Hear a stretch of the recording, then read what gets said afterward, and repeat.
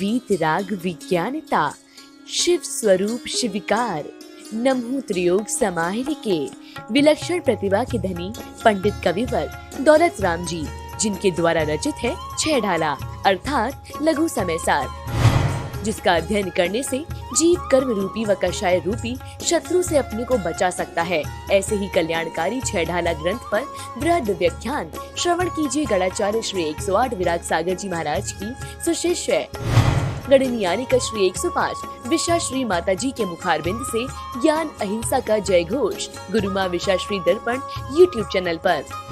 गुरु माँ के मंगल प्रवचनों का प्रतिदिन लाभ प्राप्त करने एवं पुण्यार्जक बनने के लिए संपर्क करें पंकज जी पांड्या, जयपुर। संपर्क सूत्र 9828027256।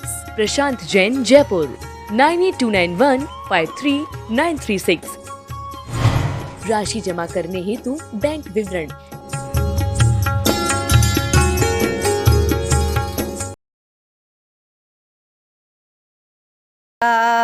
त्रैलोक्यनाथाय शासनं जिन शासनं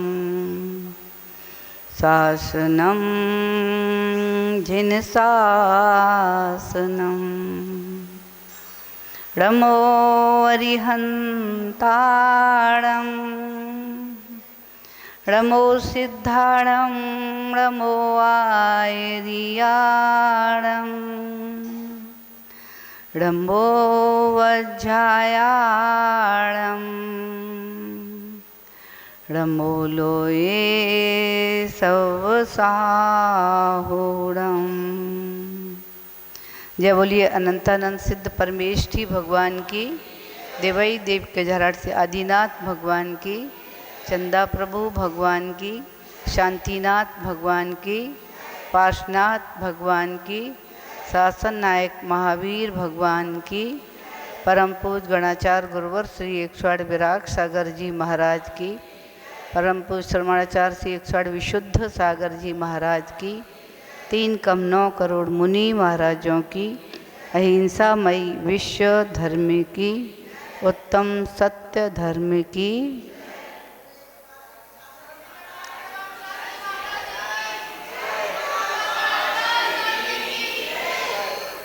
वर्तमान शासन नायक वर्धमान स्वामी की शरण निष्ठा में, पार्शनाथ स्वामी की शरण निष्ठा में हम सभी विराज कर उनकी पावन अमृतमयी वाणी का रसपान कर रहे हैं।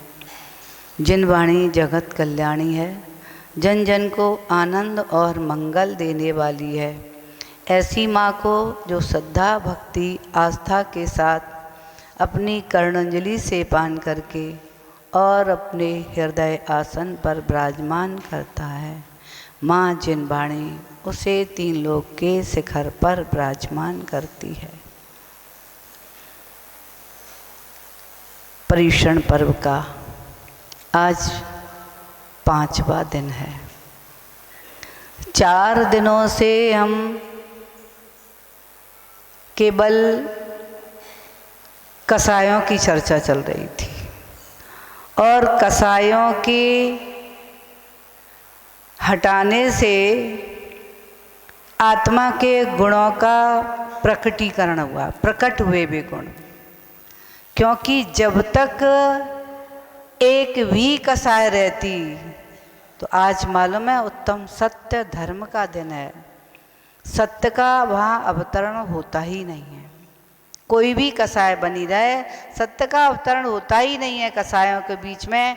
इसलिए सत्य एक हमारा देवता के रूप में प्रकट होता है और उसके प्रकट होने के पहले हमें चारों कोनों की, हृदय के चारों कोनों की अथवा कसायों को की सफाई करने की आवश्यकता है।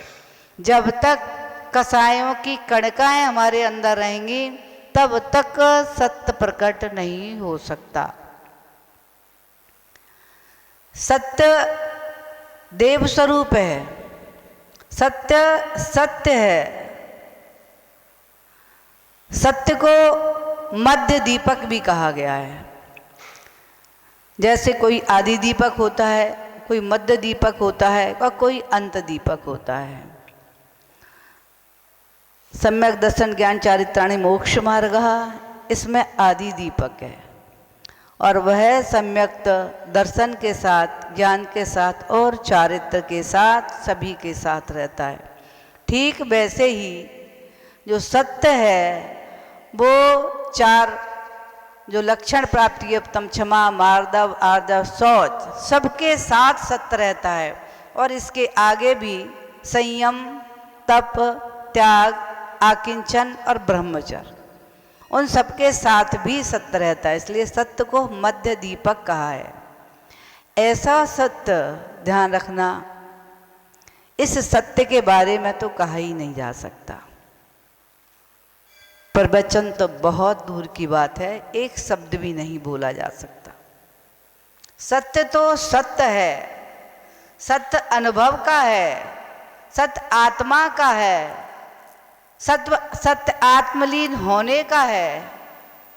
उस सत्य को मुख से नहीं कहा जा सकता, शब्दों के द्वारा नहीं कहा जा सकता। लेकिन आप सोच रहे हैं माता जी इधर तो मना कर रही हैं और प्रवचन भी करने जा रहे हैं।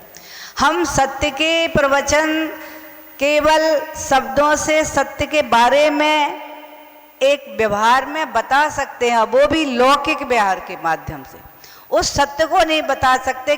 जिसने उस सत्य को प्राप्त किया है वे सत्य रूप हो गए, ऐसे सत्य में लीन हो गए कि उन्होंने फिर बाहर देखना ही बंद कर दिया, कहना बंद कर दिया, बोलना बंद कर दिया। सत्य के आनंद में लीन होकर के सत्य के बारे में बता ही नहीं, क्योंकि सत्य को बता ही नहीं जा सकता। सत्य को शब्द की पोशाक पहनाई नहीं गई। ध्यान रखना, आत्मा स्वयं में इतनी लीन हो गई कि स्वयं की कहानी भी स्वयं से सुनाई ना गई। एक सत्य के बारे में जापान की घटना है और वहां पर भी ऐसे साधक हैं और वह साधक बहुत दिनों से साधना कर रहा था, पहाड़ियों की चोटी पर, गुफाओं में, कंदराओं में, जंगलों में। और आज वह महीनों के बाद ही नहीं, बरसों के बाद वापस लौटा। जब लौटा तो नगर में उसी की चर्चा थी और राजा भी उत्साहित था। हमारे यहाँ का सन्यासी बहुत दिनों से साधनारत था, आज जो है वापस आया है और आज का उस उपदेश मैं अपने राज दरबार में ही सुनूंगा। आमंत्रित किया।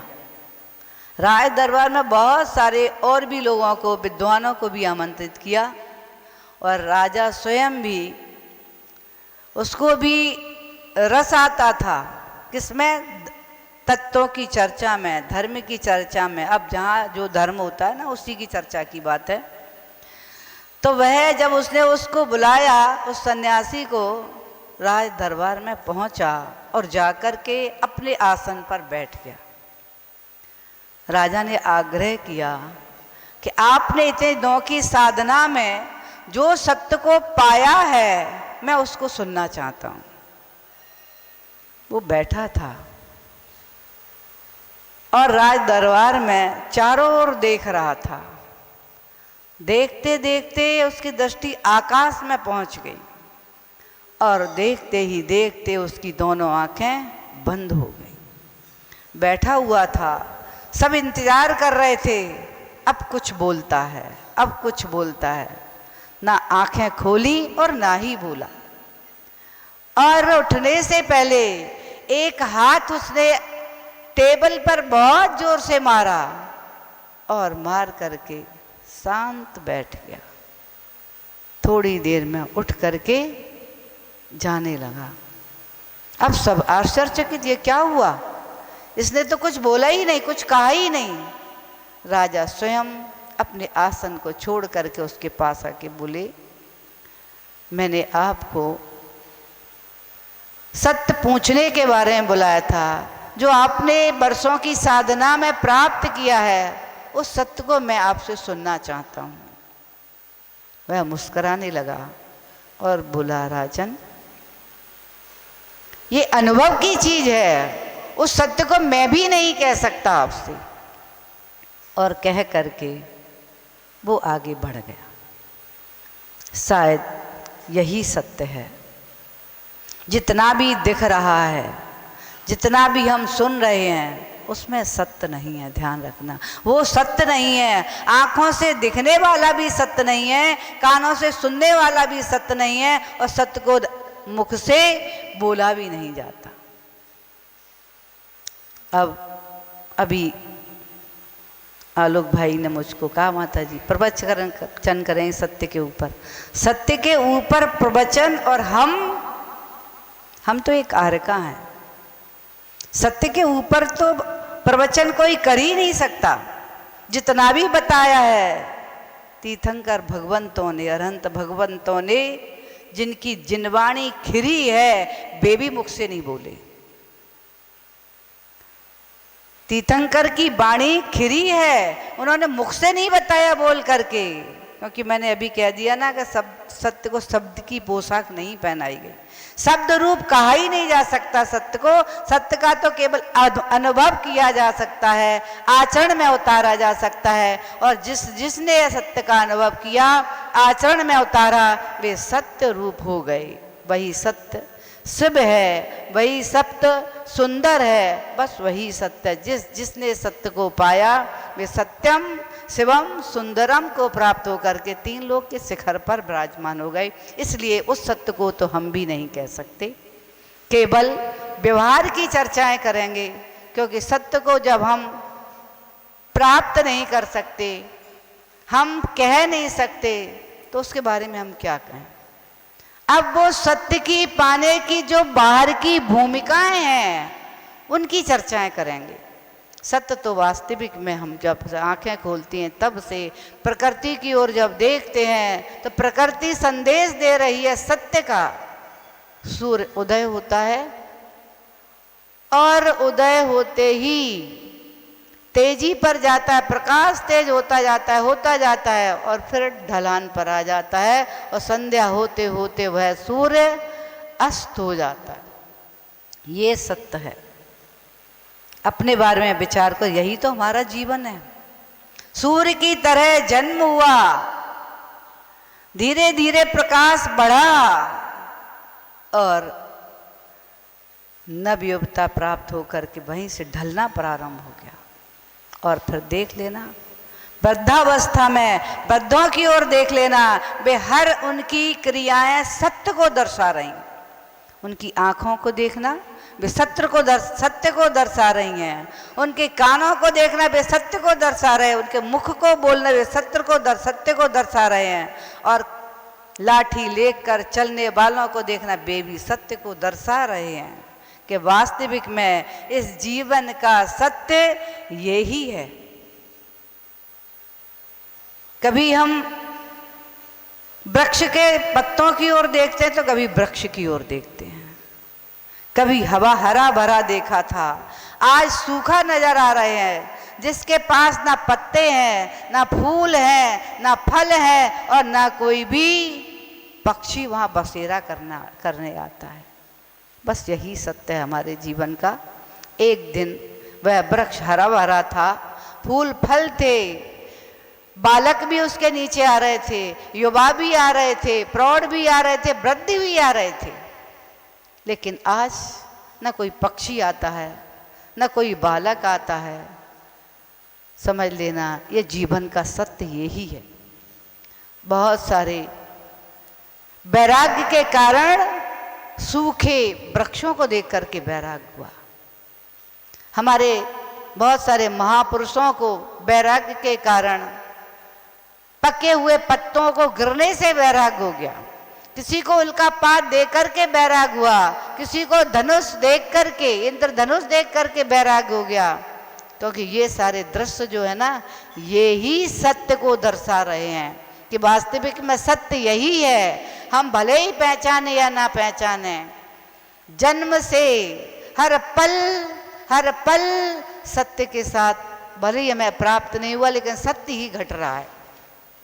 हर हर धड़कन में सत्य घट रहा है, हर श्वास में सत्य घट रहा है। अंत में सत्य घट जाता है तो भी हम नहीं पहचान पाते, फिर भी सत्य घट चुका, जो अब बचा है, असत्य बचा है, उसको देख देख करके हम रोने लगते हैं, बिलखने लगते हैं, दुखी होने लगते हैं। सत्य तो यही है, यही सत्य हमारे जीवन में घटने वाला है, यही सत्य तुम्हारे जीवन में घटने वाला है, यही सत्य सबके जीवन में घटने वाला है। लेकिन फिर भी उस असत्य को ही क्या सुनाते हो? अरहंत नाम सत्य और सिद्ध नाम सत्य। आप किसको सुना रहे हो? कांधे पर ले जाकर उस सब को, उस असत्य को सत्य सुना रहे हो ना। वो सुन रहा है क्योंकि सत्य तो उसके इस शरीर में से निकल चुका है। सुनने वाला था जो चल जा चुका, अब किसको सुना रहे?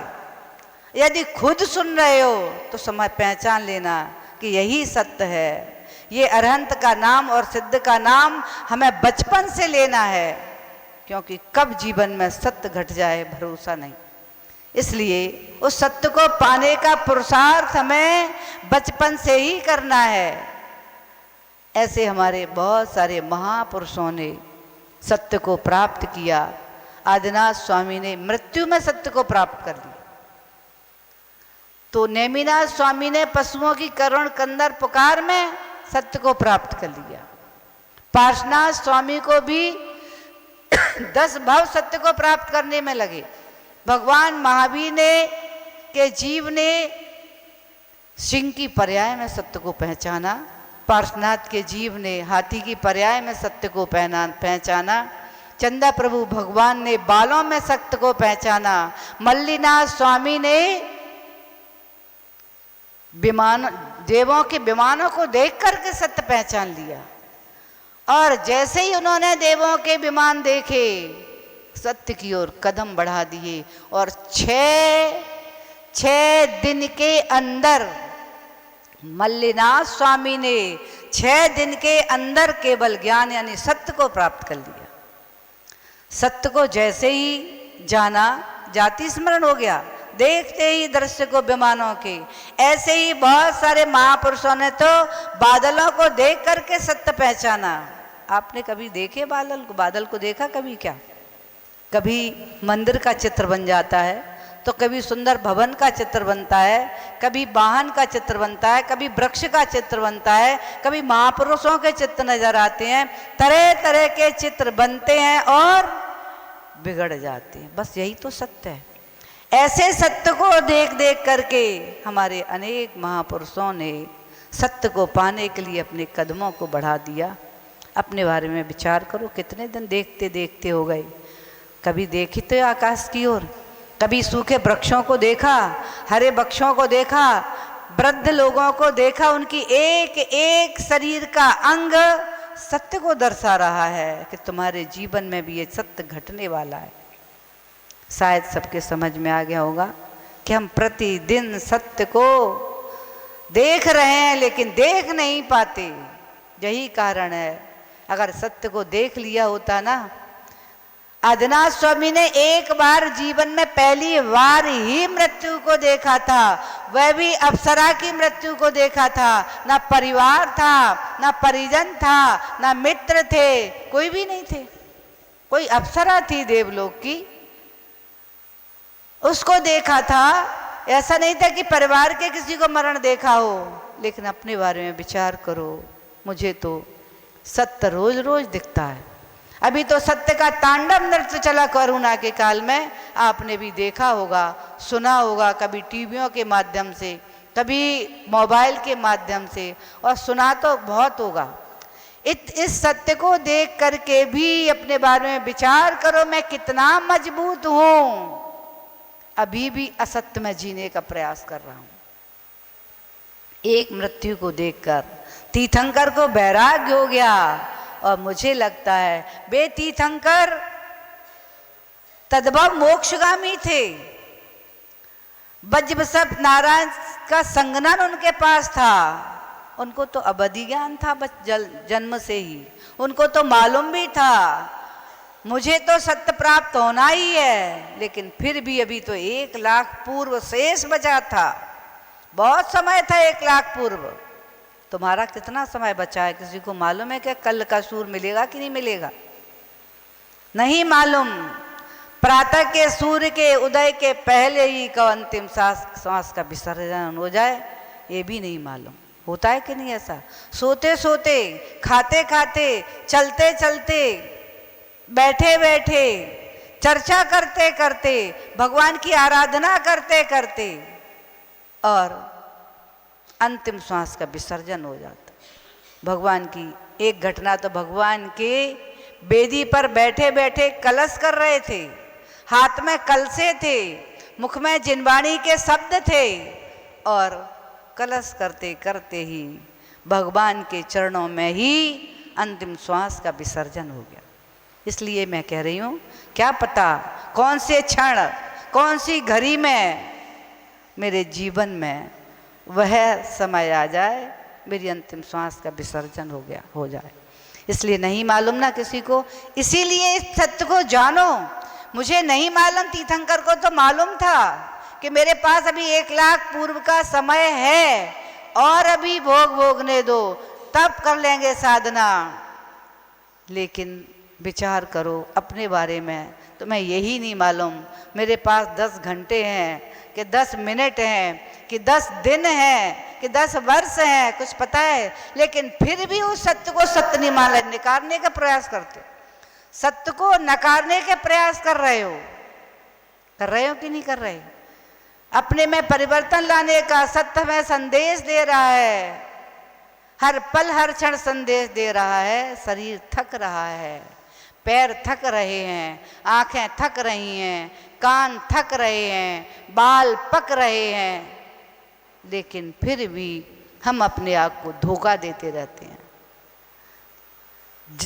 दर्पण देख करके बैराग हो गया, और तुम दर्पण देख करके भी अपने को धोखा देते हो। बार बार देखते हो, किस लिए? कि मैं कितना सुंदर लग रहा हूँ, कौन सी कमी आई है, कौन सा दाग आया है, उसकी व्यवस्था करते हो। लेकिन चंदा प्रभु के बारे में सोच लेना, दर्पण में एक ही बार नजर आया था और पूरे राज वैभव का त्याग कर दिया। सत्य देखने की बहुत सारी, मैंने कहा आपके यहाँ भी बहुत सारे पदार्थ, बहुत सारी वस्तुएं हैं जिनमें आप सत्य को देख सकते हो, लेकिन देखना ही नहीं चाहते। सत्य को धोखा देते हो तुम, लेकिन ध्यान रखना वो सत्य को तुम धोखा कहाँ दे सकते हो, तुम खुद धोखे में जाते हो। और ऐसे धोखे में रह जाते हो, लोग क्या कहते पर, अरे वो तो भोजन करते करते ही चले गए, वो तो बैठे बैठे ही चले गए, एक बार नमोकार का उच्चारण ही नहीं कर पाए और चले गए। लेकिन जो इस सत्य को पहचान लेता है, वो सत्य को पाने के पुरुषार्थ में लगा रहता है। किस क्षण, किस घड़ी, किस घंटे में मेरे जीवन में सत्य घट जाए, इसलिए वह 24 घंटे लीन हो जाता है, सब बाहर के सब छोड़ करके पुरुषार्थ में लग जाता है। कब मेरी अंतिम श्वास का विसर्जन हो जाएगा, मैं तो डम्बुकार पढ़ते पढ़ते जाना चाहता हूँ, नमोकार का ध्यान करते करते जाना चाहता हूँ, पंच परमेष्ठी के ध्यान के साथ जाना चाहता हूँ। वह पुरुषार्थ करता है, और जो पुरुषार्थ करता है उसे निश्चित ही उस पुरुषार्थ का फल भी मिलता है। सभी समझ गए होंगे ना? ये सारे सत्यों को देखा करो, बार बार देखने का प्रयास किया करो। किसी वृक्ष सूखे के नीचे वृक्ष पहुँचे तो उसे बार बार देखो। बस यही तो मेरी जीवन की दशा होना है, जहाँ पत्ते पक पक करके गिर रहे हैं उस दृश्य को वहाँ बैठ करके देखा करो। ऐसे ही मेरा जीवन पक करके ऐसे ही गिरने वाला है। बार बार सूर्य की ओर देखो, बार बार तारों की ओर देखो, बार बार ऐसी प्रकृति की वस्तुओं की ओर देखो जो मैं सत्य का संदेश दे रही हैं। कभी कभी ऐसा लगता है कि हम सत्य को पाने के लिए झूठ का उपयोग कर लेते हैं, और क्योंकि जब सत्य है ही नहीं तो झूठ का ही। लेकिन ध्यान रखना, हर झूठ को सत्य के सहारे से ही बोलती हूँ, क्योंकि सत्य है तभी तो झूठ बोला जाता है। सत्य यदि होता ही नहीं फिर झूठ कैसे बोलते? फिर तो जो था सो था, सब वही बोलते। लेकिन सत्य है, मालूम है, इसीलिए पता चलता है कि हमने झूठ बोला। तुम झूठ बोल रहे हो, लेकिन फिर भी झूठ बोलते बोलते भी सत्य का सहारा लेकर के पूजा करते हो। 10 लाक्षण की पूजा में है, बस झूठ सेती नरक पहुंचा स्वर्ग में नारद में। पढ़ते हो कि नहीं पढ़ते? पढ़ते हो तो चिंतन भी किया करो। क्या कह रही है पंक्ति? वसु माने राजा, एक राजा था वसु, और वह राजा न्यायप्रिय था। सबको उससे, सभी लोग उसे पसंद करते थे, खुश रहते थे राजा से। लेकिन समझदार था राजा, और उसी राज्य में एक उपाध्याय भी रहते थे, क्षीर कदम जिनका नाम था। उनका एक पुत्र था पर्वत नाम का, और उनकी पत्नी स्वस्तिमती थी। राजा और क्षीर कदम का पुत्र पर्वत और एक सेठ पुत्र नारद, तीनों एक साथ पढ़ते थे। एक साथ क्षीर कदम उपाध्याय से अध्ययन करते थे, और अध्ययन करते करते सब बड़े हो गए। वह वसु राज वैभव को प्राप्त हो गया, पर्वत और नारद भी बड़े बड़े हो गए, और क्षीर कदम को वैराग्य हो गया। वो भी सब अपने परिवार को छोड़ करके वैराग्य के पथ पर चले गए। ये दोनों पर्वत और नारद में चर्चा हो गई। कोई उत्सव चल रहा था जिसमें हवन आदि होना था। उसका निर्णय करने के लिए लोग इनके पास आए और कहा, ये पुस्तक में अजय स्तंभ लिखा हुआ है, अजय स्तंभ, ये क्या है? तो कोई कह रहा था अजय माने बकरा होता है, कोई कह रहा था अजय माने पुराना धान होता है। निर्णय दोनों के पास आ गया। अब दोनों भी यही कहने लगे। पर्वत कह रहा था अजय माने बकरा होता है, तो नारद कह रहा था अजय माने पुराना धान होता है। दोनों में बहुत बहस हुई। गुरुवाणी के पास पहुंचे। माँ गुरुरानी, इसका आपको निर्णय करना है, सत्य क्या है? गुरुरानी बोली, मैं इसका निर्णय नहीं कर सकती। इसका निर्णय तो जहाँ तुमने अध्ययन किया है वहीं राजा बसु ने अध्ययन किया है। इसका निर्णय तो राजा बसु कर सकता है। और वे दोनों में शर्त लगी कि जिसकी गलती निकलेगी उसकी जीभ काट दी जाएगी। अब पर्वत खुश था कि मैं कह रहा हूं वही सत्य है, लेकिन नारद सोच रहा था नहीं, मैंने जो आगम में पढ़ा है वही सत्य है। दोनों अपने अपने सत्य पर अडिग थे। और गुरुरानी ने ये सूचना राजा बसु के पास पहुंचा दी। राजा बसु ने जब इस सूचना को सुना तो वे विचार मग्न हो गए, सोचने लगे क्या करना चाहिए, क्योंकि आगम में अजय स्तंभ का तात्पर्य पुराना धान ही है, लेकिन अन्य दर्शनों में इसका नाम अजय माने बकरा है। लेकिन गुरुरानी का पुत्र, क्योंकि जिस गुरुरानी ने, जिसके पति ने मुझे पढ़ाया है, इतना बड़ा किया है अध्ययन करा करके, उस गुरुरानी के प्रति मैं ऐसा व्यवहार कैसे करूं कि उसके पुत्र की जीव ही कट जाए। वे सोचने लगे, विचार मग्न हो गए।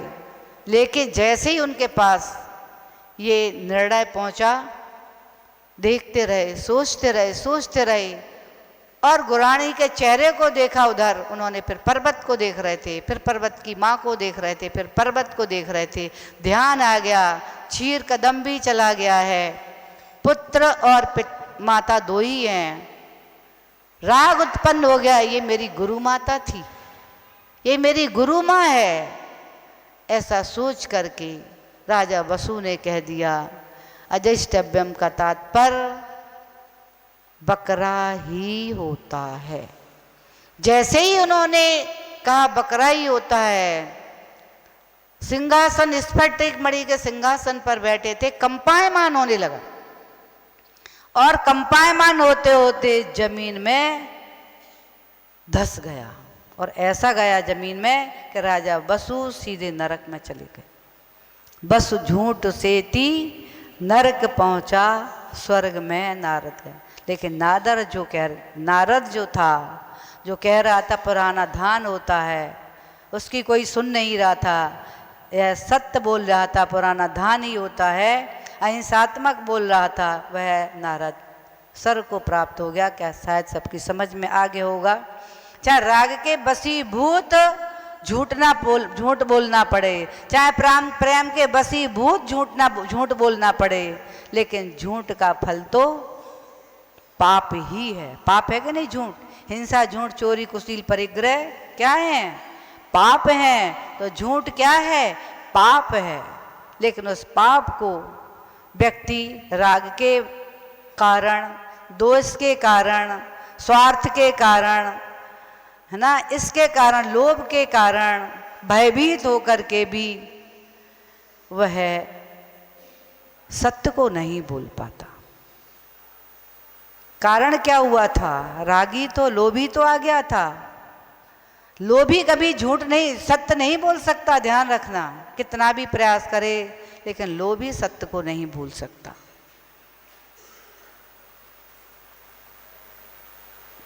चर्चा शायद सबके समझ में आ गई होगी।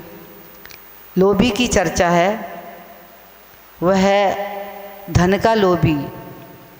धन का लोभी धन की फायदे के लिए सत्य नहीं बोलता। जहाँ उसको धन का फायदा हो रहा होगा, वहाँ वह उसे कितना भी झूठ बोलना पड़े, सत्य की आड़ में होकर के भी झूठ को सत्य साबित करने का पुरुषार्थ करता है। होता है कि नहीं? ऐसा होता है। यही चल रहा है, चाहे व्यापार में देखो, चाहे परिवार में देखो, जिधर देखो उधर यही चल रहा है। अपने झूठ को भी सत्य साबित करने का पुरुषार्थ कर रहा है। और जब बार बार एक सत्य को झूठ बोला जाए, 100 बार बोला जाए, तो वह सत्य के कोटे में भी आ जाता है। ऐसे ही कहने लगते हैं। ऐसे ही है, बहुत सारी परंपराएं भी ऐसी चल रही हैं। झूठ है लेकिन परंपरा चली आ रही है, वर्षों से, सैकड़ों वर्ष बीते आ रहे, फिर सत्य के कोटे में आ गए। ऐसा ही होता है कि लोभी भी जो होता है वो भी ऐसी परंपरा बना लेता है, बार बार कहता रहता है। कभी भयभीत जो होता है, भयभीत जो डरपोक जिसे कहते हैं, वह भी सत्य प्रकट नहीं कर पाता, भय के कारण प्रकट नहीं करता। बालकों को आप डांटते हो ना, और तेज डांटते हो, बताओ सत्य क्या है, तो वो सोचता है अभी डांट पड़ेगी, ये वस्तु टूट गई, मैं कहता हूँ तो पिटूंगा अभी, तो कहता है मैंने नहीं तोड़ी, मुझसे नहीं टूटी, ये कोई बाहर से तोड़ गया होगा करके, चूहे ने गिरा दी होगी। क्यों नहीं बोला सत्य? क्योंकि उसे भय लग रहा है कि डांट पड़ेगी, माँ मारेगी। ऐसे भयभीत होने से भी सत्य को नहीं बोल पाते। एक राज खजाने की चोरी हो गई एक बार, और जब ढूंढा सब जगह, खजाने की चोरी हुआ, तो लोग तो खोजेंगे ही कि कैसे पकड़ा जाए। तो जब कैसे भी नहीं पकड़ा गया, तो एक वृद्ध मंत्री बहुत समझदार था, और उसने कोने कोने से, जंगलों में से, पहाड़ियों पे से, नगर के कोने कोने में से सारे लुटेरों को, बदमाशों को, चोरों को खोज करवा करके रात दरबार में एकत्रित कर ली। और उसने एक चर्चा रखी और सबको एक एक रोल दिया। रोल जानते हो? रोल, लकड़ी का रोल सबको दे दिया और कहा अपने आप बता दो तो ठीक है, यदि नहीं बताते तो खजाने की चोरी हुई है, जिसने चोरी की होगी उसका डंडा, उसका रोल 2 अंगुल छोटा हो जाएगा। सुबह सबको लेकर के आना है। अभी सब अपने अपने घर ले जा। सब ले गए अपने अपने घर, आनंद से ले जाके रख दिया और सो गए। लेकिन जिसने चोरी की थी उसे भय लग रहा था, क्योंकि राजदंड दिया जाएगा, चोर को राजदंड दिया जाएगा, सिर को कटवा दिया जाएगा, फांसी का दंड दिया जाएगा। वो वह भयभीत हो रहा था, कांप रहा था, अब मेरा क्या होगा, कल सुबह मुझे मृत्यु दंड मिलना है। उसने नींद नहीं आ रही थी, करवटें बदल रहा था और उठ कर के चिंतन किया कि 2 अगर उंगल इस रोल को काट दूंगा तो फिर मेरा रोल छोटा होगा ही नहीं। वो उससे जगह था छोटा हो जाएगा तो मेरा रोल छोटा होगा ही नहीं। अब उसने सोच रहा था और उसने ये कर्म कृत कर दिया। नहीं, 2 मिनट 2 अंगुल बड़ा हो जाएगा, तो उसने कहा मैं पहले से ही काट दूं जिससे बड़ा होगा ही नहीं। और जैसे ही प्रातःकाल राज दरबार में सारे चोर लुटोरे पहुंचे, सब अपने अपने रोलों को देते जा रहे थे और मंत्रीगण नापते जा रहे थे, देखते जा रहे थे। सबके रोल जैसे थे वैसे ही निकले, लेकिन इस चोर का रोल 2 अंगुल छोटा निकला। समझ में आ गई ना? भय के कारण भयभीत हो गया। अगर भयभीत नहीं होता और चिंतन कर लेता क्या रोल भी छोटा हो सकता है, क्योंकि भय में सत्य समझ में नहीं आता और वह पकड़ा गया। इस प्रकार से भयभीत भी, डरने वाला भी, लोभी भी सत्य को कभी प्रकट नहीं कर सकते, सत्य को कभी बता ही नहीं सकते। सत्य तो ऐसा है जिस सत्य के बारे में हम चर्चा करते हैं, लेकिन हमें कहीं कहीं उस रूप को देखते भी हैं जो केवल दिगंबर साधुओं में नजर आता है। वह भी एक सत्य ही है, सत्य के पथ पर बढ़ने वाला है, क्योंकि सत्य का सत्य मार्ग दिगंबर मुद्रा ही है।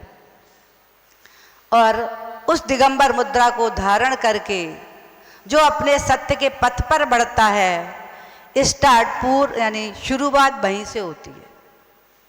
उस सत्य को देख करके भी बहुत सारे लोग चिंतन करते, आप भी देखते हो, तब क्या कहते, यही अनंत का स्वरूप है। कहते हो कि नहीं, यही अनंत का स्वरूप है।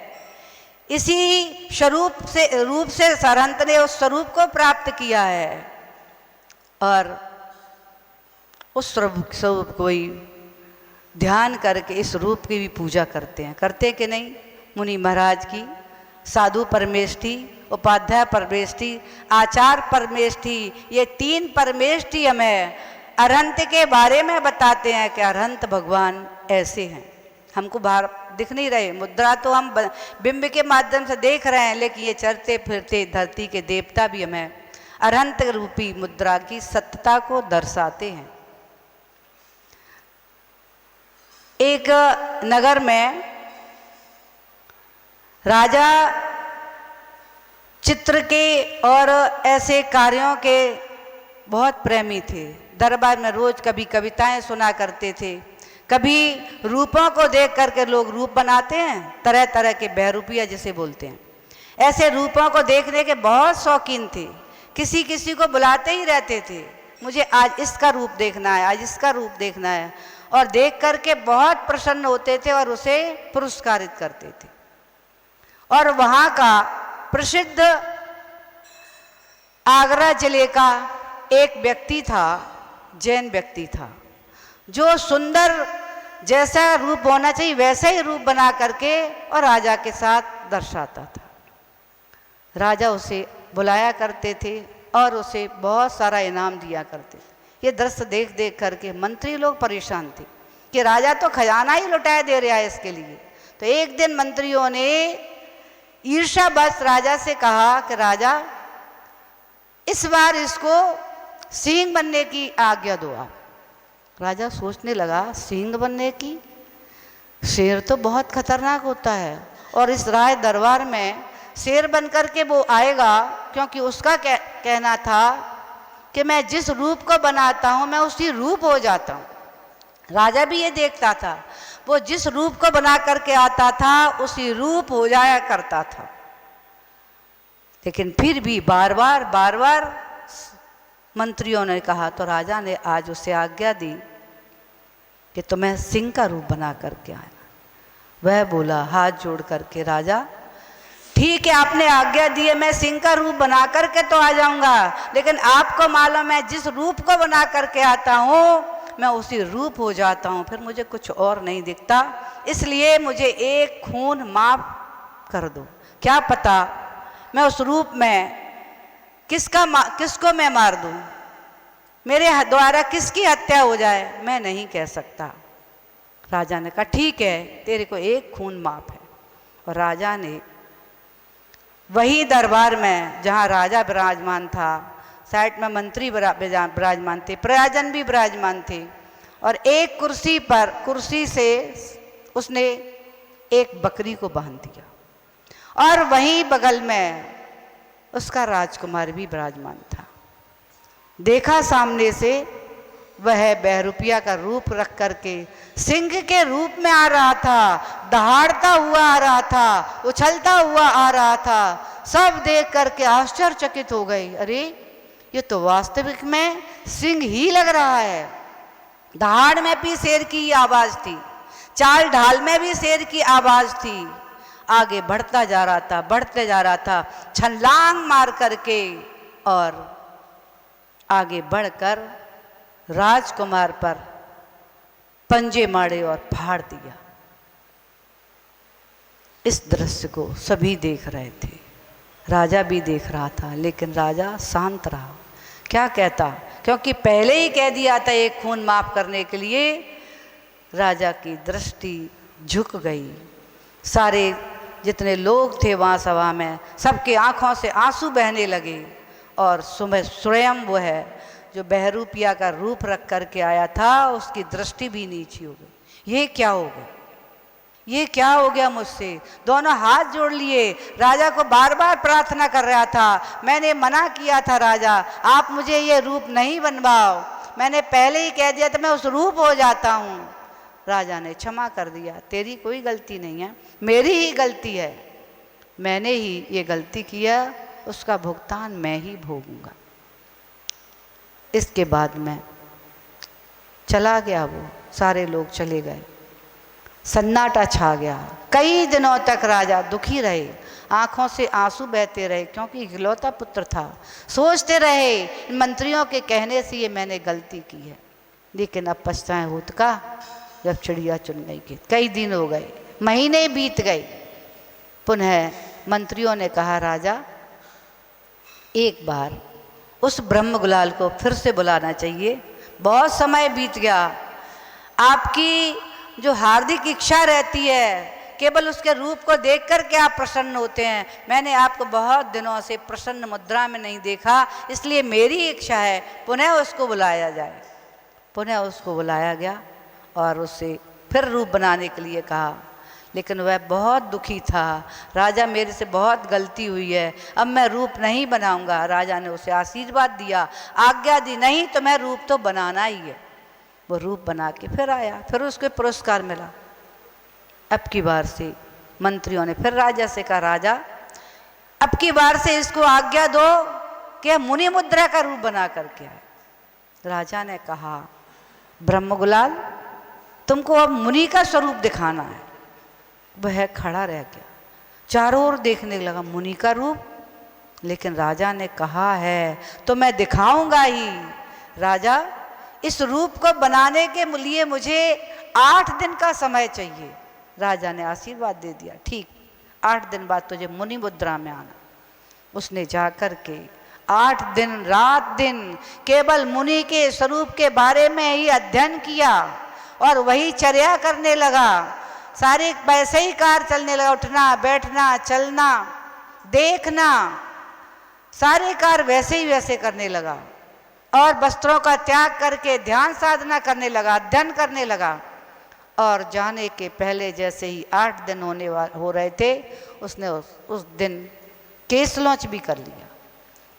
दिगंबर मुद्रा को धारण करके, केश लौंच करके, हाथ में पिच्छी कमंडल लेकर के पहुंचा दरबार में। ईर्ष्या समिति से जा रहा था, लोग देख रहे थे, चौंक गए, ये मुनिराज कहाँ से आ गए। लेकिन राजा ने समझ लिया ये ब्रह्म गुलाल ही आज मुनि बन करके आया है। देख करके राजा भी नहीं पहचान पा रहे थे, अरे ये तो बिल्कुल मुनि मुद्रा में मुनि ही लग रहा है। दृष्टि देखो, चाल देखो, सारी चीजें उसकी पूरी मुद्रा बिल्कुल साक्षात मुनिराज ही लग रहा था। धीरे धीरे ईर्ष्या समिति से आगे आता जा रहा था। आसन पर विराजमान करने के लिए राजा ने आग्रह किया और आसन पर पिच्छी से मार्जन करके बैठ गए और उपदेश देने लगे। राजा बोले, मुनिराज, नमस्कार किया राजा ने, मुनिराज मुझे उपदेश दो। उपदेश दिया, दैत दैत होता है, अद्वैत अद्वैत होता है, सब क्षणभंगुर है, जितना दिखने वाला है सब क्षणभंगुर है। सुन करके राजा आश्चर्यचकित हो गया। और इसके बाद में जब उपदेश हो गया, सभी देख रहे थे, खड़े हुए वे मुनिराज। जैसे ही खड़े हुए, राजा खड़ा होकर के बोला, हे मुनिराज, आप अपना इनाम लेके जाइए। पत्नी खड़ी हो गई आके साथ में, माँ खड़ी हो गई और बोली, स्वामी आपका कृत्य हो चुका, अब आप पुरस्कार लीजिए। माँ भी कह रही थी, बेटा पुरस्कार लीजिए।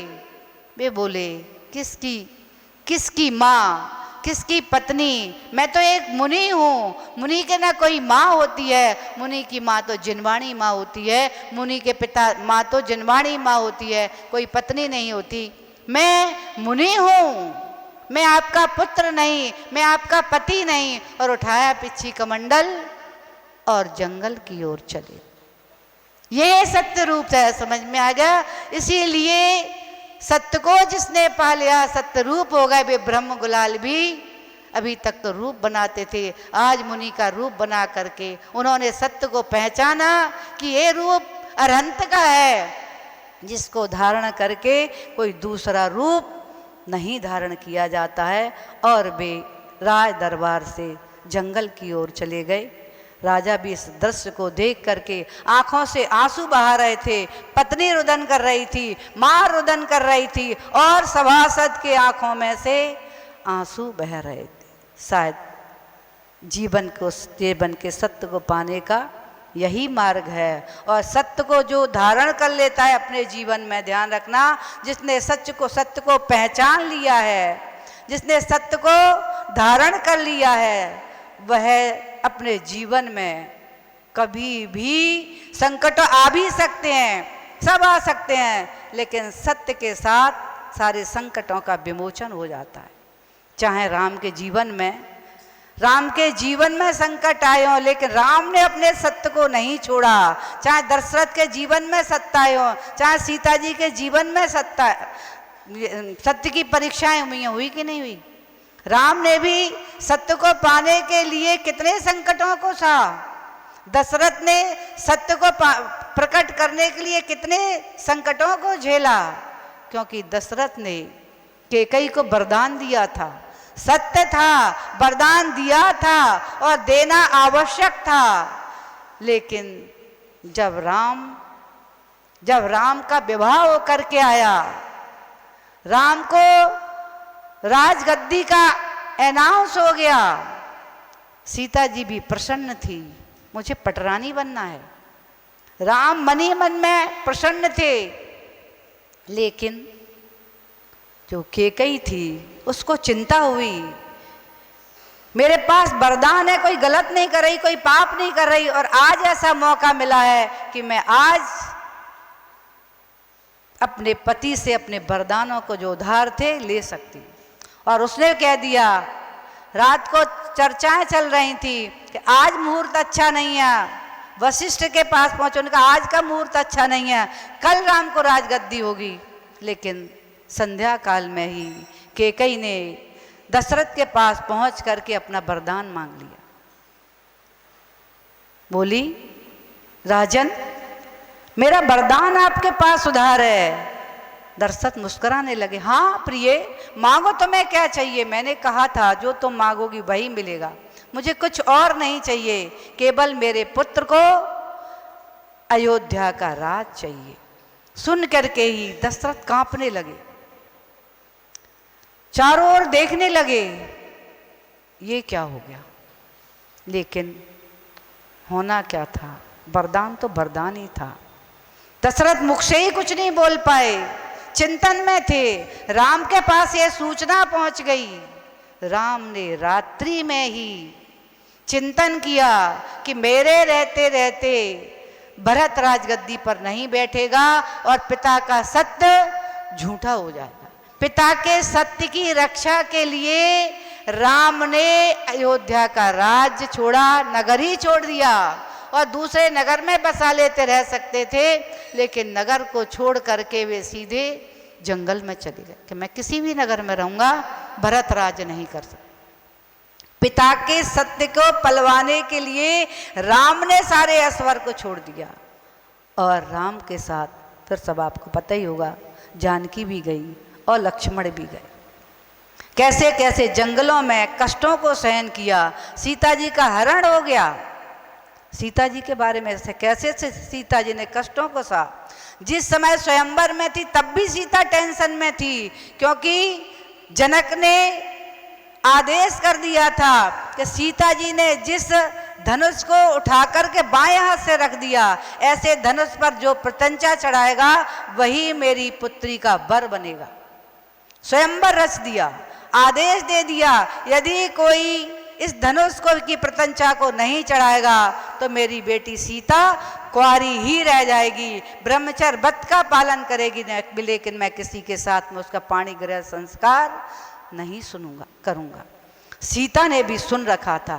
जब वो देख रही थी, हाथ में जयमाल लिए थे, अनेक भूप आते जा रहे थे, धनुष के पास जाते थे और वापस आ जाते थे, क्योंकि वह धनुष इतना शक्तिशाली था जिसके पास कोई पहुंचता था तो चिंगारियां निकलने लगती थी।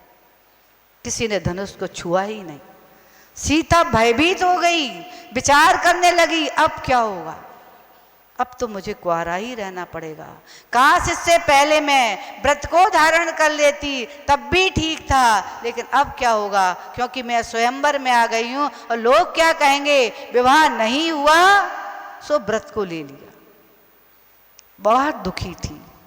लेकिन उसके बाद योग्य वर के रूप में राम ने प्रत्यंचा चढ़ाई, शायद सभी को मालूम होगा, और वह सीता जंगलों में राम के साथ हरण हो गया। रावण क्या वहां पर भी कष्टों में रही, मानसिक कष्ट तो बनाई जा, राम राम रटती रही। जैसे तैसे युद्ध करके राम सीता को वापस लेकर के आए, अयोध्या पहुंचे। प्रसन्न थी रानी, सीता राम भी प्रसन्न थे। लेकिन पहुंचते ही वहां नगर में काना फूसी बातें होने लगी, बातें ज्यादा होती ना, ये चर्चाएं होने लगी, और चर्चा धीरे धीरे राम के कानों तक पहुंच गई कि राजा राम और जिनकी पटरानी सीता रावण के घर रह कर के आई, और इन्होंने अपने महलों में प्रवेश दे दिया, अपने घर में प्रवेश दे दिया। जब राजा ही ऐसा कार्य करेंगे तो प्रजा क्या करेगी। प्रजा में भी ऐसे दुष्कर्म होने लगे। इससे परेशान होकर के लोग राजा राम के पास आने लगे, प्रार्थना करने लगे कि नगर में ऐसे ऐसे कुकृत्य हो रहे। राम ने जैसे ही सुना वैसे ही गर्भवती सीता को कृतांत वक्र के साथ में जंगल में छुड़वा दिया। क्यों? सत्य को राम को तो पता था ना, लेकिन दुनिया को नहीं पता था। जब तक सत्य साबित नहीं हो जाएगा सीता जी को महलों में नहीं रखूंगा। कृतांत वक्र लेकर के गया, और वह जब देख रहा था सीता को घनी अटवी जंगल में छोड़कर वापस आने वाला था, सीता बोली कृतांत वक्र तुम तो मुझे तीर्थ वंदना के लेकर के आए थे, यहाँ तो कोई तीर्थ नजर नहीं आ रहा। कृतांत वक्र के आंखों में आंसू आने लगे, आंसू बहने लगे। रोते रोते बोला मैं अभागा हूं, मुझे राज आज्ञा के कारण झूठ बोलना पड़ा। एक अबला से, गर्भवती से मैं झूठ बोल रहा, इससे तो मैं कुकर होता, कम से कम वफादारी तो निभाता। सीता ने फिर भी समझाया कि हे कृतांत वक्र तुम राम से कह देना, सत्य को पालन के लिए, सत्य की सुरक्षा के लिए तुमने मुझे जंगल में भेज दिया, कोई बात नहीं, लेकिन लोगों के कहने से आप उस सत्य धर्म को मत छोड़ देना। इसके बाद में वह सीता, सबको पता होगा, गर्भवती थी, जंगलों में बिलख रही थी। धर्म के भाई जंगल में आए हाथी खोजने के लिए, और वे रोती हुई सीता को बहन बनाकर धर्म की अपने घर ले गए। वहीं लवांकुश का जन्म हुआ, पालन पोषण करके बड़े हुए, और फिर उनका युद्ध किससे हुआ? राम से और लक्ष्मण से हुआ। उस युद्ध में विजय दोनों पुत्रों की हुई, और विजय जैसे ही हुई, पहचान हुई, तो राम ने पुत्रों को गले से लगा लिया घर ले जाने के लिए। लेकिन वहीं सीता पहुंची, जैसे ही राम खड़े रह गए और बोले, सत्य जब तक प्रकट नहीं होगा सीता को मैं अपने महल में नहीं ले जाऊंगा। अग्नि परीक्षा का आदेश दे दिया। तो सबको पता होगा ना, अग्नि परीक्षा हुई, कितना गहरा गड्ढा खोदा गया जिसमें आकाश को छूने वाली अग्नि जल रही थी, उसमें सीता का प्रवेश कराया, और सीता अग्नि में, अभी तक सीता ने भी सत्य को नहीं पहचाना था, राम राम रटती थी, लेकिन अग्नि में प्रवेश करते समय सीता सत्य की ओर देख रही थी। राम को देखना छोड़ दिया, अपने पुत्रों को देखना छोड़ दिया, लक्ष्मण नारायण को देखना, सारे प्रयाजन को देखना छोड़ दिया, क्योंकि जितने दिख रहे हैं सब असत्य हैं, और स्वयं की ओर निहारना प्रारंभ किया, अग्नि में प्रवेश किया, सत्य प्रकट हो गया। सबको मालूम होगा उसके बाद क्या हुआ, ये भी सबको मालूम है। जैसे ही सीता ने सत्य को, जैसे ही प्रकट हुआ, सीता ने तो संकल्प कर लिया था कि अब मैं सत्य के मार्ग पर ही बढ़ूंगी, और उसने दीक्षा लेकर के ऐसी साधना की सत्य को प्रकट करने के लिए कि स्त्रीलिंग का छेदन करके 16वें स्वर्ग में प्रतीन्द्र पद को प्राप्त कर लिया, और भविष्य में वह सिद्धत्व को प्राप्त करेगी। तो शायद सत्य की बहुत सारी चर्चा हैं, हम सत्य को कैसे प्राप्त करें, ये सारी चर्चाओं के माध्यम से, क्योंकि सत्य तो कई प्रकार का हो सकता है, हम अपने जीवन में लेके आए या नहीं आए। कभी भावनात्मक सत्य भी होता है, कभी आचरण का सत्य होता है, तो कभी वाणी का सत्य होता है, और कभी व्यवहार का भी सत्य होता है। अनेक प्रकार के सत्य हो सकते हैं। भावना का सत्य, युधिष्ठिर के बारे में सत्य बोलते थे, सबको मालूम था, इसीलिए युधिष्ठिर के पास द्रोणाचार्य ने दुर्योधन को भेज दिया और कहा तुम अपनी सुरक्षा की, क्योंकि महाभारत चल रहा था ना, अपनी सुरक्षा के बारे में युधिष्ठिर से पूछ गया, वो झूठ नहीं बोलता, क्योंकि युधिष्ठिर को क्या कहते, धर्मराज युधिष्ठिर कहा जाता था, पता था ये कभी झूठ नहीं बोलते। उनसे पूछने के लिए दुर्योधन पहुंचा, भावनात्मक सत्य, और युधिष्ठिर ने सत्य बता दिया, पता था ये मेरा शत्रु है, फिर भी झूठ नहीं बोला, और कह दिया, दुर्योधन तुम्हारे पिता धृतराष्ट्र और तुम्हारी माता गांधारी, जिसने एक धृतराष्ट्र के आंखों में ज्योति नहीं है तो उसने भी अपनी आंखों को बंद करके रखा है, आज तक उसने अपने पति के अलावा किसी के मुख को नहीं देखा है, वो यदि तुम्हें देख लेगी नग्न अवस्था में तो तुम्हारा शरीर वज्र का हो जाएगा। ये चर्चा सुन रहे थे कौन? कृष्ण सुन रहे थे। और जैसे ही दौड़ते हुए रात्रि के समय दुर्योधन माँ के भवन की ओर जा रहे थे, कृष्ण ने कह दिया, अरे दुर्योधन कहाँ जा रहे हो रात्रि में? माँ के पास जा रहे, शर्म नहीं आती तुम्हें? माँ के साथ में और निर्वस्त्र होकर के जाओगे, कम से कम एक वस्त्र तो कुछ तो आप धारण कर लो। एक केले के पत्ते को उन्होंने लपेट लिया और माँ के पास पहुँचे। जैसे ही माँ ने उसको देखा, सारा शरीर वज्र का हो गया, लेकिन क्या रह गया?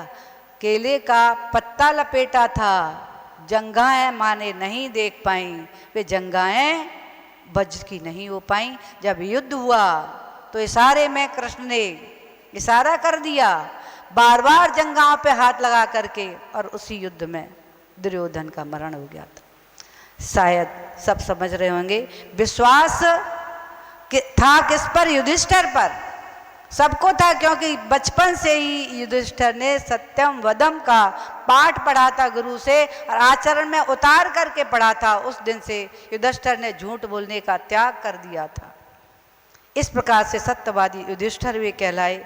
ऐसे सत्य की बहुत सारी चर्चाएं हैं। समय अपनी गति से चल रहा है, हमें को केवल ये समझना है कि हमारे यहाँ, हमारे आगम में सत्य को प्राप्त करने के लिए कितने सारे वचनों पर, क्योंकि सत्य तो मुख से ही बोला जाता है, और सत्य को केवल ध्यान रखना मनुष्य और पुरुष ही प्राप्त करता है, कोई पशु नहीं प्राप्त कर सकता, एक इंद्रिय पंचेंद्रिय तक प्राप्त नहीं कर सकता।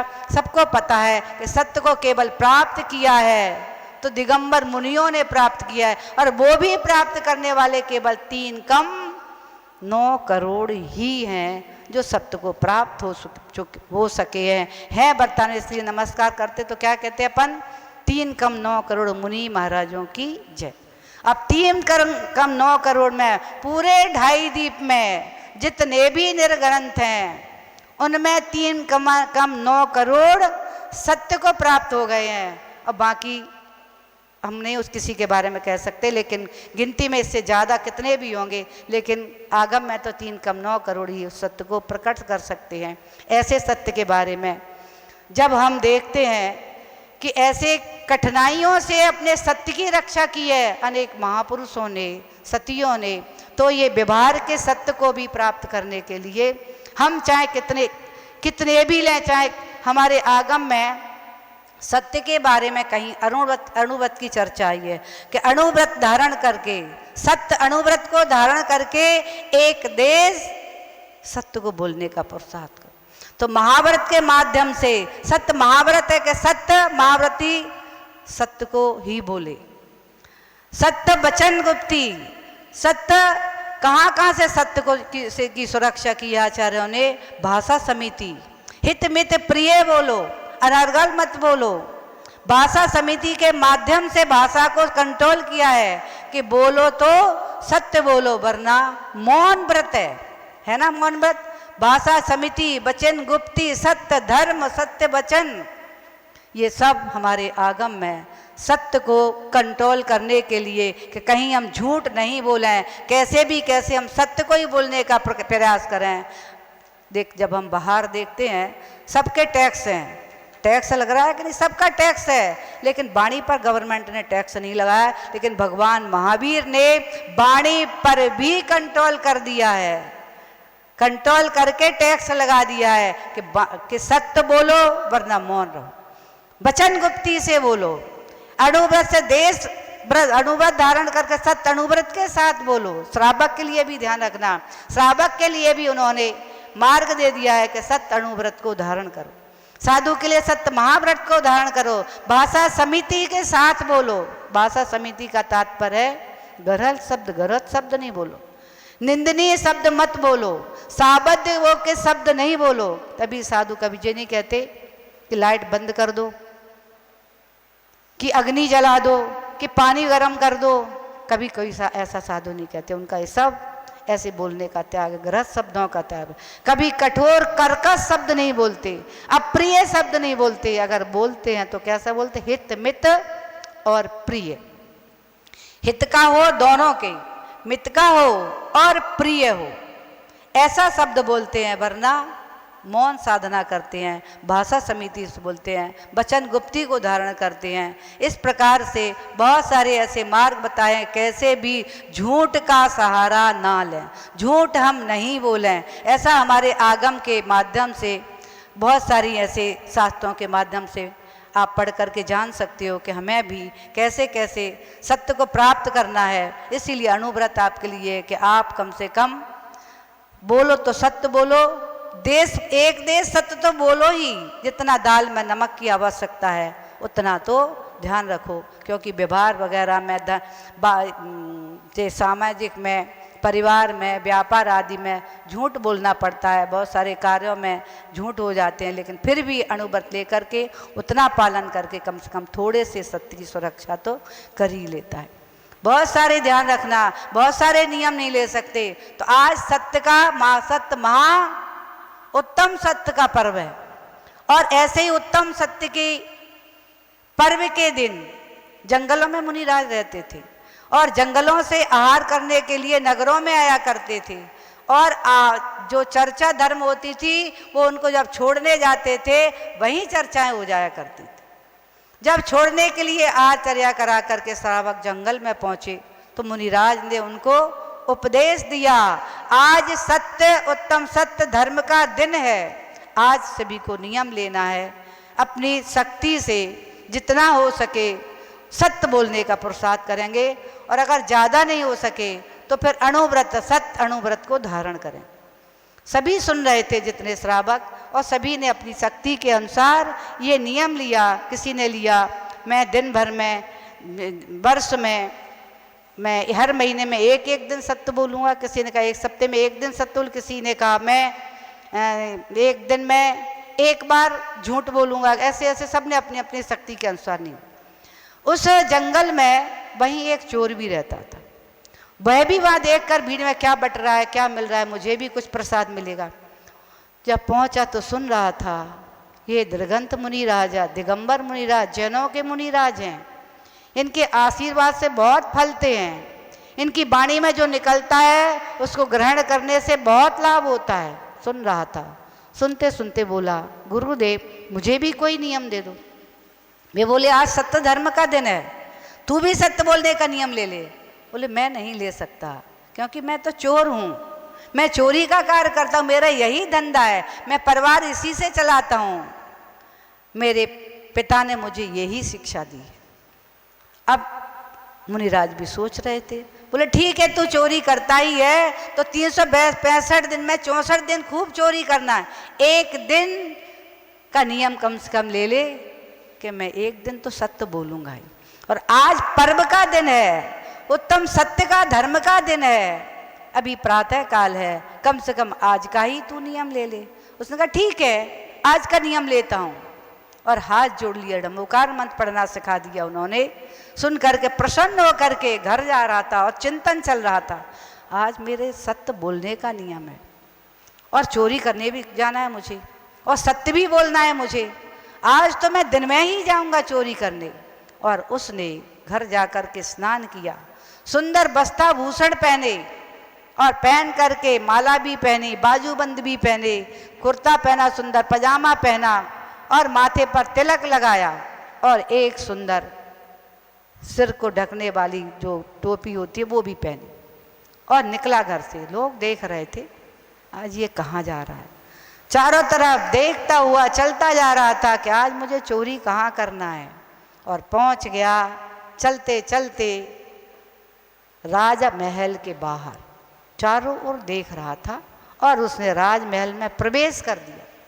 प्रवेश करते समय सब उसको देख रहे थे चारों ओर से, ये कौन है, कौन है आप, मैं चोर हूँ और कौन हूँ, कहाँ जा रहे, राजा से मिलने आया हूँ। डर गए कि राजा का कोई सामंत है, देखने में सुंदर युवक, गौर वर्ण का, सारे वस्त्र आभूषणों के साथ में, ये राजा का कोई मित्र का कोई ना कोई होगा राजा का। और ऐसे ही हर दरवाजे पर वो उसको रोकते गए, वो कहता गया मैं चोर हूँ, मैं राजा के आया हूँ, चोर क्या काम करता है, वही मैं वही कार्य करने आया हूँ। सब लोग डर के जाने दिया। जाते जाते जाते जाते वह राजा के कक्ष में पहुँचा। दोपहर हो गई थी, भोजन करके राजा शयन करने लगे। कक्ष में गया, चारों ओर देखा, राजा सो रहा है, और सोते हुए राजा को देख करके और वह खजाने की ओर गया। खजाने की ओर गया, वो भी देख रहा था चौकीदार, आप कौन है, तुम्हें नहीं दिख रहे मैं राजा के पास आया हूँ, और कहाँ, राजा के पास से ही तो आ रहा हूँ, तो कहाँ जा रहा हूँ। और वो पहुँच गया खजाने में, क्या कर रहे हो, कुछ नहीं, माल लेने आया हूँ मैं। तो उसने खजाने के कीमती हीरे जवाहरात के जेवरात उठा करके और एक उससे कपड़ा मांगा, मुझे एक पोटली बांधने के लिए कुछ दो चादर, उसने डर के कारण दे दिया। लेकर के वह फिर राजा के कमरे में गया, कक्ष में, राजा पर फिर भी सो रहा था, और वह वापस लौटा। सब देख रहे थे, राजा का मित्र आया होगा, राजा ने इसको भेंट की है। और वह पहुंचा घुड़साल में, मुझे एक घोड़ा चाहिए, क्यों, ये सामान कहाँ से ले जाऊंगा जो मुझे मिला है। अब सब सोच रहे थे राजा का मित्र होगा, भेंट दी होगी, और ये कैसे ले जाएगा, एक देख लो जो सुंदर लगे ले लो। उसने सुंदर सुडौल घोड़े को उसने खोल लिया और सवार हो गया उस पर, और ले गया पोटली को, ले जा करके, थका हुआ था, संध्या काल होने जा रहा था। एक वृक्ष के नीचे छाया में वह लेटा, तो पोटली को सिर के नीचे रख करके सो गया, घोड़ा वहीं बांध दिया। राजा के चौकीदार राजा के पास पहुंचा, राजा जागे, क्या हुआ, अभी कौन आए थे राजा साहब, कौन आए थे, कहाँ आए थे, कब आए थे। अरे आपके कक्ष में आपने तो आज्ञा दी थी उनको खजाने में से माल ले जाने की, मैंने किसी को नहीं देखा ना मैंने किसी को आज्ञा दी। समझ गए कुछ कोई चोर आकर के लूट ले गया। चारों तरफ राजा के सारे कर्मचारी दौड़ गए, खोजते खोजते खोजते खोजते जंगल में पहुंच गए। जंगल में देखा एक व्यक्ति सिर के नीचे पोटली रखे, घोड़ा बंधा हुआ है, लेटा हुआ है। धीरे धीरे उससे जगाया। उसने देखा, भाई क्यों, क्या बात है? मैं आपसे पूछने आया हूँ, आप ये कहाँ से लेकर के आए? अरे राज खजाने से अभी तो लेकर के आया ही था, तुझे नहीं मालूम क्या? तो फिर राजा ने आपको बुलाया है, चलो चलता हूँ। और चला गया। राजा के पास पहुँचा। राजा ने उसे ऊपर से नीचे तक देखा और पूछ रहे थे, तू कौन है? मैं चोर हूँ। चोर हो? हाँ, मैंने खजाने की चोरी की है। राजा देख करके आश्चर्यचकित हो गया, आज तक मैंने ऐसा चोरी नहीं देखा जो अपने मुंह से कह रहा है चोर हूँ, चोरी करके लाया हूँ। सुनते सुनते राजा थक गया और राजा बोला, देखता रहा और बोला, ये तो कोई ऐसा लग रहा है जैसे महापुरुष हो। और बोला, राजा साहब मैंने चोरी की है, मैं चोरी करके ले गया था, लेकिन आज मैंने चोरी करने का आजीवन का त्याग कर दिया और आज मैंने नियम ले लिया, अब मैं जीवन में कभी भी झूठ नहीं बोलूँगा।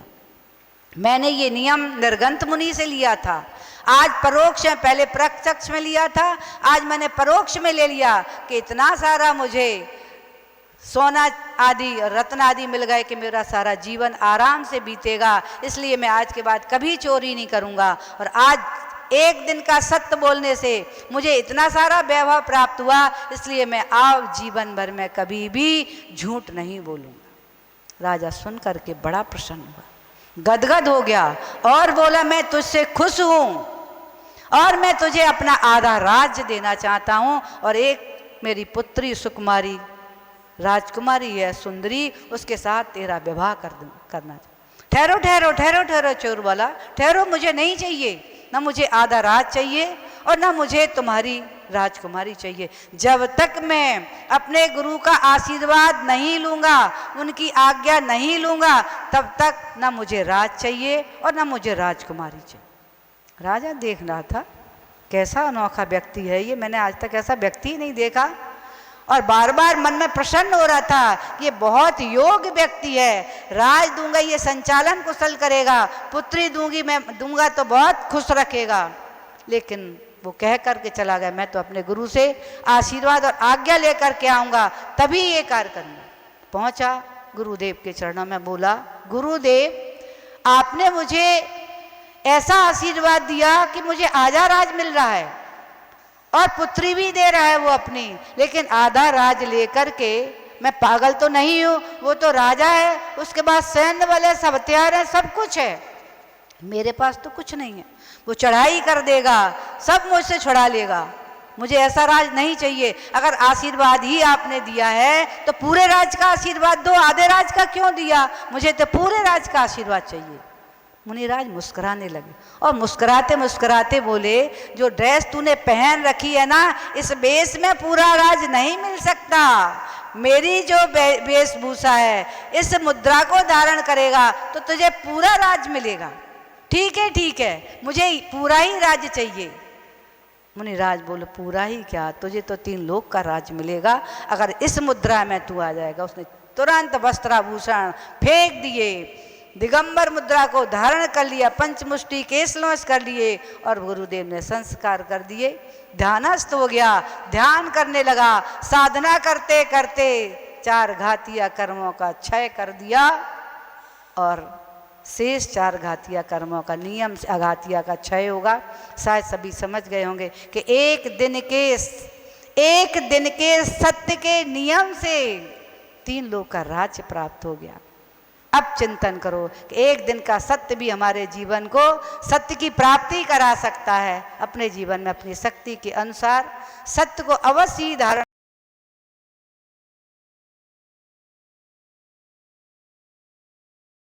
होता है, उसके बाद यश भी होता है, कीर्ति भी होती, सब कुछ होता है कि नहीं होता है? सत्य जिसके पास होता है उसके पास सब कुछ होती है और सारी जो उसकी कीर्ति यश जगह जगह फैला होता, केवल सत्यवादी के जैसे युधिष्ठिर सत्यवादी थे, उनको सभी लोग धर्मराज युधिष्ठिर करके कहते थे। ऐसे ही सत्य को धारण करके सत्यवादी बन के वही सत्य को प्राप्त कर सकता है। सत्य के साथ सारा वैभव, 3 लोक का राज प्राप्त होता। अब शेष क्या बचा? हरिश्चंद्र के बारे में लंबी कहानी है, शॉर्ट में बताएंगे। उनके पास सत्य था, केवल सत्य का उन्होंने व्रत लिया था। सत्य को मैं नहीं छोड़ूंगा चाहे मेरा प्राण चले जाए। और उनकी परीक्षा के लिए उनके गुरु ने ही उनकी परीक्षा कर दी। उनको विद्या गुरु थे, विद्या वाले, उन्होंने विद्या से स्वप्न दिखा दिया कि सारा राज गुरु को दान कर दिया। और उसे ऐसा सत्य स्वप्न दिखा कि मैंने गुरु को राज दान कर दिया। और वह प्रातःकाल उठ करके सिंहासन से नीचे बैठ गया। आज मैं सिंहासन पर नहीं बैठूंगा, ये राज गुरु का है। और गुरु भी उसी समय परीक्षा के लिए आ गए। देख करके पता चला, उसने सारी स्वप्न की घटना सुनाई। गुरु ने आशीर्वाद दे दिया और आशीर्वाद लेकर के राज छोड़ करके अपने पुत्र पत्नी को लेकर के जंगल में चले। अब क्या करते, क्या खाते? राज छोड़ दिए, कुछ भी।